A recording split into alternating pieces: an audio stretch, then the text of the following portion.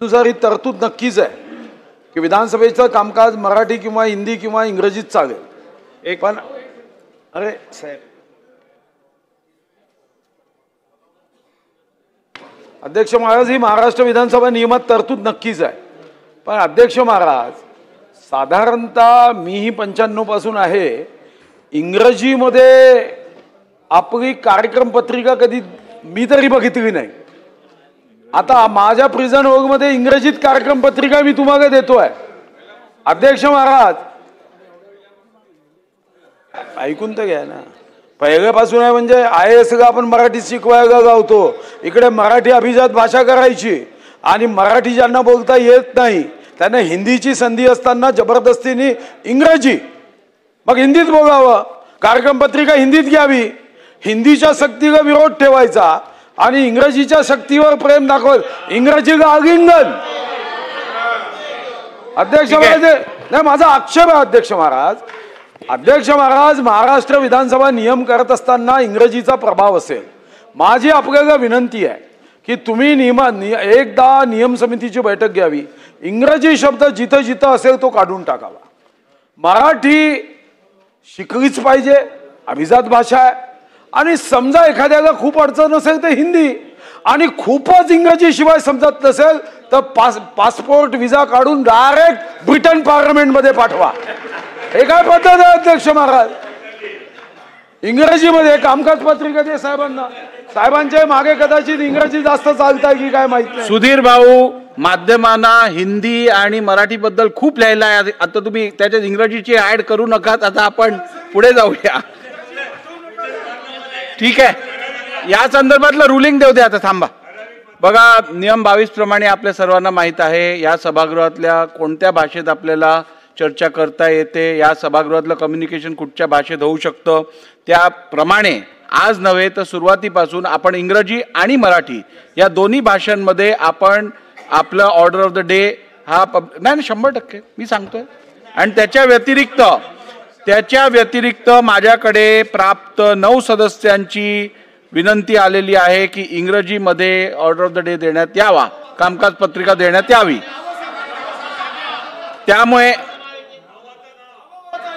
त्यामुळे मला वाटतं या विषयात आता अधिक काही बोलायची गरज नाहीये. आपण पुढे जाऊया. चला, औचित्य का?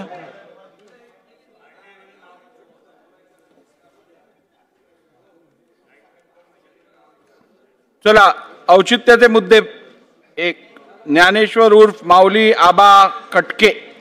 अध्यक्ष महोदय, माझ्या मतदारसंघामध्ये लोणी काळभोर तालुका हवेली येथील श्री क्षेत्र रामदरा या तीर्थक्षेत्राला अनेक शतकांचा इतिहास असून प्रभू श्री रामचंद्रांच्या पदस्पर्शाने पावन झालेल्या या मंदिरात राम, लक्ष्मण, सीता, प्रभू दत्तात्रय, प्राचीन शिवलिंग अशा देवी देवतांची उपासना केली जाते. पंचक्रोशीतील तसेच राज्यातील हजारो राम भक्त दर्शनासाठी या पवित्र धार्मिक तीर्थक्षेत्राला दररोज भेट देत असतात. मागील काळात प्रशासनाकडून चुकीच्या पद्धतीने या धार्मिक तीर्थक्षेत्राची पर्यटन स्थळ म्हणून शासन दरबारी नोंद केली असल्यामुळे लाखो राम भक्तांच्या भावना दुखावल्या गेलेल्या आहेत. प्रभू श्रीरामांचे काही काळ वास्तव्य असणाऱ्या श्री क्षेत्र रामदरा या तीर्थक्षेत्राचा पर्यटन स्थळ दर्जा रद्द करून तीर्थक्षेत्र दर्जा द्यावा अशी मागणी मी औचित्याच्या मुद्द्याद्वारे शासनाकडे करीत आहे.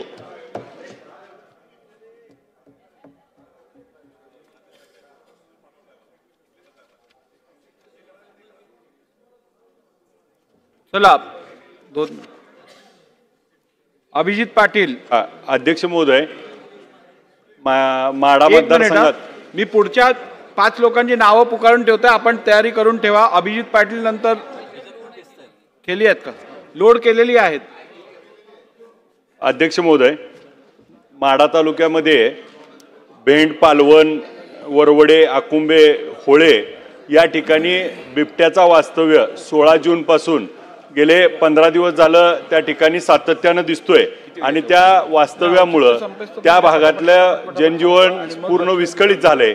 आणि त्या ठिकाणी आत्तापर्यंत 10 ते 12 या ठिकाणी लहान प्राण्यांचा जीव घेण्यात आलाय. आणि मग आत्ताची परिस्थिती अशी आहे की त्या ठिकाणी ड्रोनच्याद्वारे त्या ठिकाणी तपासणी करण्यात आली आणि पालवण या भागामध्ये ड्रोनमध्ये देखील बिबट्या दिसलाय आणि त्यासाठी पिंजरे लावलेत, गस्त चालू आहेत, परंतु आज देखील त्याच्यावर कुठलीही हे होत नाही। आज त्या भागातलं वातावरण इतकं भयभीत झालंय आणि त्या ठिकाणी शाळेची मुलं, लहान मुलं त्या ठिकाणी शेतात पाणी देण्यासाठी शेतकरी त्या ठिकाणी मोटर चालू करायला कुठेही जाऊ शकत नाही आणि आत्ताची परिस्थिती खूप विचित्र आहे।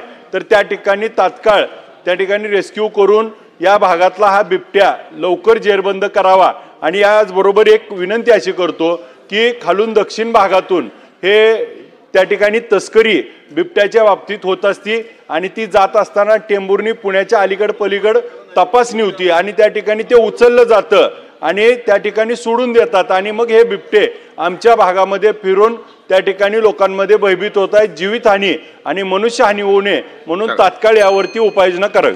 चला, सन्माननीय सदस्य बापूसाहेब पठारे।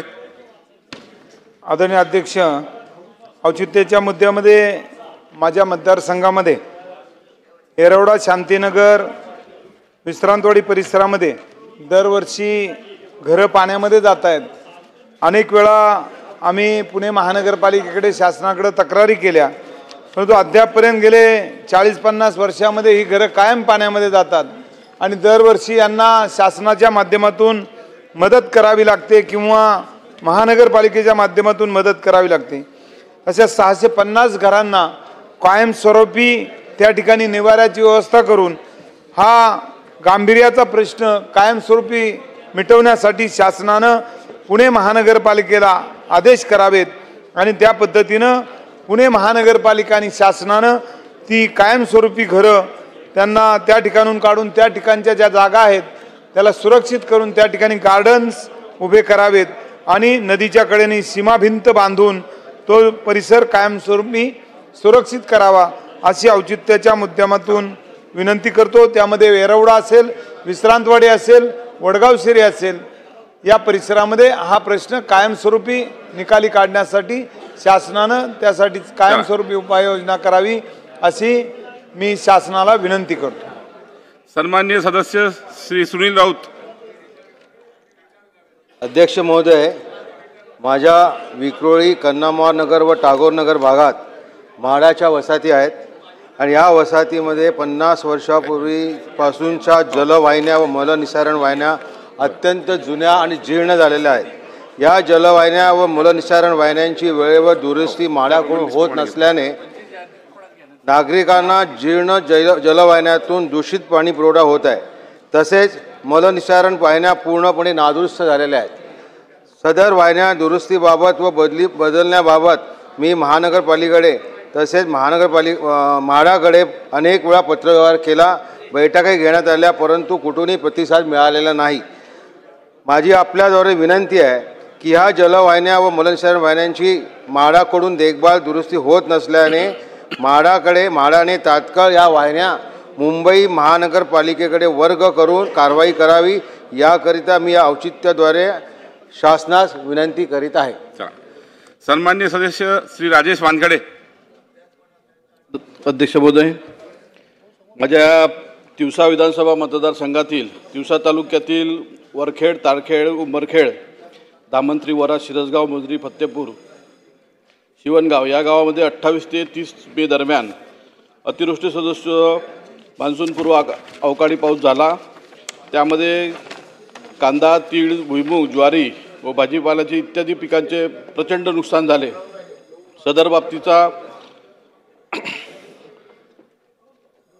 प्रत्यक्ष पाणी अहवाल त्या कृषी विभागाद्वारे व महसूल विभागाद्वारे करण्यात आला। माझी शासनाला विनंती आहे की या पावसामुळे जो शेतकऱ्यांचं अतिशय नुकसान झालेलं आहे त्या नुकसान भरपाई करता शासन मदत करणार आहे काय, आणि आपल्या औचित्याच्या मुद्द्याद्वारे सांगू इच्छितो की झालेल्या पीक नुकसानीची शेतकऱ्यांना शासनाने तातडीची मदत करावी आणि दिलासा देऊन आपल्या माध्यमातून शासनाला विनंती आहे की सर्व शेतकरी बांधवांना यामध्ये नुकसान भरपाई द्यावी। चला, सन्माननीय सदस्य श्री हरिश्चंद्र भोये. महोदय, माझ्या विधानसभा क्षेत्रातील एक अत्यंत गंभीर आणि वेदनादायक मुद्दा सभागृहाच्या निदर्शनास आणू इच्छितो. पालघर जिल्ह्यातील विक्रमगड तालुक्यातील मस्से गावातील 19 विद्यार्थी शेजारच्या वाकी गावातील शाळेत शिक्षणासाठी जातात. मात्र या मार्गावर असलेला पिंजाळ नदीवर पूल नसल्यामुळे हे सर्व विद्यार्थी दररोज टायर ट्यूबवर बसून नदी पार करतात. या विद्यार्थ्यांमध्ये तिसरी ते 10वीपर्यंतच्या विद्यार्थ्यांचा समावेश आहे. डोक्यावर दप्तर घेऊन ओले कपडे झालेल्या अवस्थेत ते शाळेत पोहोचतात. पावसाळ्यात नदीला पूर आल्यास त्यांच्या जीविताला धोका निर्माण होतो. पुस्तके भिजतात, शाळा चुकते आणि शैक्षणिक नुकसान मोठ्या प्रमाणावर होते. या गावातील लोक गेल्या 15 वर्षापासून नदीवर पूल बांधण्याची मागणी करत आहेत. पण प्रशासनाने याकडे पूर्णपणे दुर्लक्ष केले आहे. म्हणून अध्यक्ष महोदय, माझी आपणामार्फत शासनाकडे खास मागणी आहे की पिंजाळ नदीवर तातडीने पूल बांधण्यात यावा. तोपर्यंत या